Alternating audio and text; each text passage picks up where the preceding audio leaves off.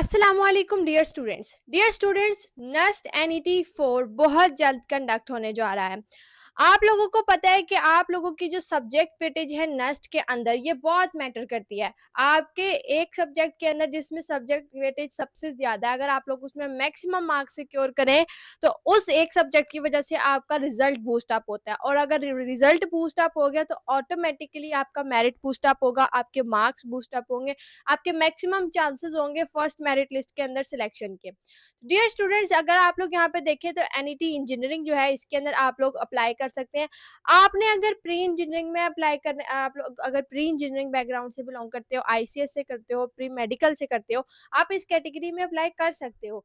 इसका हरगिज ये मतलब नहीं है कि एनईटी इंजीनियरिंग का की फील्ड है तो आगे तो आपने आईसीएस करना है। आपका बैकग्राउंड जो भी है, आप लोगों को एनईटी इंजीनियरिंग देना होगा, बेशक आप मेडिकल से बिलोंग करते हो, बेशक इंजीनियरिंग से, बेशक आईसीएस से। अगर आप लोगों का मेडिकल बैकग्राउंड है तो आप लोगों को एडिशनल मैथ्स देना होगा। अब वो आपकी मर्जी है, आप नेस्ट का कोर्स कर लें या कोई और कंडेंस कोर्स कर लें, या फिर जो एडिशनल मैथ्स का पेपर है वो दे दें। एडिशनल मैथ्स के पेपर की जो आप लोगों का रिजल्ट है वो आप लोगों को रिक्वायर्ड होता है जिस दिन आप लोगों ने अपेयर होना होता है नेस्ट की ओरिएंटेशन में। आपका एडिशनल मैथ्स का जो पेपर है वो वहाँ रिक्वायर्ड होता है।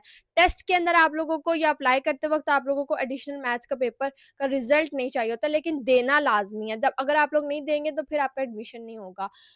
उसके बाद एनईटी अप्लाइड साइंसेज है, यहाँ पे एनईटी इंजीनियरिंग है जो इसके अंदर आप लोगों के पास मैथमेटिक्स है 50%।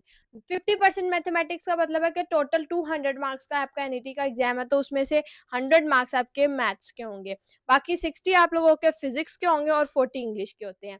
फिर उसके बाद अप्लाइड साइंसेज है, इसके अंदर सिर्फ प्री मेडिकल ग्रुप के स्टूडेंट्स अप्लाई कर सकते हैं, जहाँ पे उनकी बायोलॉजी 100 मार्क्स की आती है, और उसके बाद केमिस्ट्री 30% होती है और इंग्लिश 20%। उसके बाद NET business studies and social sciences के अंदर क्वांटिटेटिव रीजनिंग आपकी 50% होती है। अगर किसी को नहीं पता क्वांटिटेटिव रीजनिंग क्या होती है तो इट्स एक्चुअली बेसिक मैथ्स, वो मैथ्स जो आप लोगों ने 10th क्लास तक पढ़ी है, अलजबरा, अरिथमेटिक और उसके अलावा ज्योमेट्री वगैरह, ये सब चीज़ें इसके अंदर इंक्लूड होती हैं। इंग्लिश आप लोगों की 50% है। एनईटी आर्किटेक्चर के अंदर आप लोगों के पास 50% डिज़ाइन एप्टीट्यूड आता है। डिज़ाइन एप्टीट्यूड का मतलब है कि 100 मार्क्स आपके डिज़ाइन एप्टीट्यूड के होते हैं। मैथमेटिक्स 60% और 40% आपकी होती है इंग्लिश। एनईटी नेचुरल साइंसेज के अंदर मैथमेटिक्स 50% और इंग्लिश 50% होती है। तो डियर स्टूडेंट्स, अगर आप लोग नेक्स्ट एनईटी 4 के एंट्री टेस्ट की प्रिपरेशंस करना चाहते हैं तो पास एजुकेशन सिस्टम का सुपर बैच स्टार्ट हो चुका है। तो इस बैच के अंदर इनरोलमेंट की डेडलाइन आपके पास 5 मई 2026 है।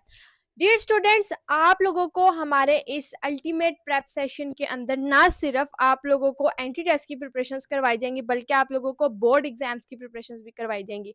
जैसे कि आप लोगों को पता है आप लोगों के बोर्ड एग्जाम्स बहुत करीब आ चुके हैं, तो आप लोगों को टारगेटेड यूनिवर्सिटीज़ के एंट्री टेस्ट की प्रिपरेशंस करवाई जाएंगी, जिसके अंदर आप लोगों के पास नेस्ट, एनईटी 4, जीकी, कॉमसेट्स, प्यास, यूईटी, एयर, एनटीएस, तमाम यूनिवर्सिटीज़ के एंट्री टेस्ट की प्रिपरेशंस के साथ साथ बोर्ड एग्जाम्स की प्रिपरेशंस भी करवाई जाएंगी। अगर आप लोग इस बैच के अंदर इनरोल होना चाहते हैं तो 5 मई 2026 से पहले पहले आप लोग इस बैच के अंदर इनरोल हो सकते हैं। आप लोगों को जो स्क्रीन के ऊपर नंबर शो हो रहा है 0304066600, इस व्हाट्सएप नंबर पर कॉन्टैक्ट करके आप लोग बैच की डिटेल्स ले सकते हैं। दुआओं में याद रखिएगा। All the very best wishes for your entry test preparations.